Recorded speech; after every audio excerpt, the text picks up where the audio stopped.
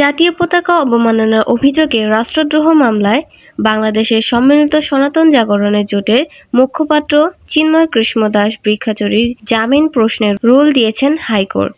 জামিন চেয়ে চিন্ময় দাসের করা আবেদন শুনানি নিয়ে বিচারপতি মোহাম্মদ আতোয়ার রহমান ও বিচারপতি মোহাম্মদ আলী রেজার সমন্বয়ে গঠিত হাইকোর্ট বেঞ্চে আজ মঙ্গলবার এ রুল দেন। আইনজীবী অপূর্ব কুমার ভট্টাচার্য প্রথম আলোকে বলেন, ওই মামলায় আবেদনকারীকে কেন জামিন দেওয়া হবে না তা জানতে চাওয়া হয়েছে। রাষ্ট্রপক্ষকে 2 সপ্তাহের মধ্যে রুলের জবাব দিতে বলা হয়েছে। ওই মামলায় চট্টগ্রাম মহানগর দায়রা জজ গত 2 জানুয়ারি চিন্ময়ের জামিন আবেদন খারিজ আদেশ দেন।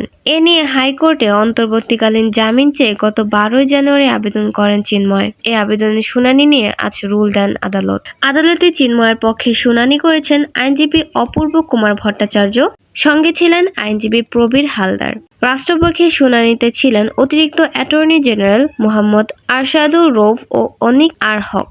এর আগে রাষ্ট্রদ্রোহ মামলায় গ্রেপ্তারে চিন্ময় কৃষ্ণদাসের জামিন নামঞ্জুর হওয়া নিয়ে গত বছরের 26শে ডিসেম্বর চট্টগ্রাম আদালত প্রাঙ্গণে সংঘর্ষ হয়। এ সময় আইনজীবী সাইফুল ইসলামকে পিটিয়ে ও কুপিয়ে হত্যা করা হয়। রাষ্ট্রদ্রোহ মামলায় জামিন নামঞ্জুর হওয়ার পর চিন্ময় কৃষ্ণদাসকে গত বছরের 26শে ডিসেম্বর কারাগারে নিয়ে যাওয়া হয়। পরদিন জামিন শুনানির দিন ধার্য হলেও আইনজীবী হত্যার প্রতিবাদে কর্মবিরতির ডাক দিলে আদালত কার্যক্রম বন্ধ থাকে। পরে আদালতে গত 3 ডিসেম্বর শুনানির দিন ধার্য রাখেন।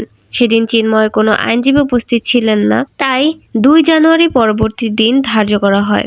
সেদিন জামিনের আবেদন নামঞ্জুর হয়। এর আগে গত বছরের 31শে অক্টোবর নগরের চান্দগাঁও মহল্লা ওয়ার্ল্ড বিএনপির সাধারণ সম্পাদক ফিরোজ খান বাদী হয়ে কোতোয়ালী থানায় চিন্ময় কৃষ্ণদাস ও বৃক্ষচারী সহ 19 জনের বিরুদ্ধে রাষ্ট্রদ্রোহের অভিযোগে এই মামলা করেন।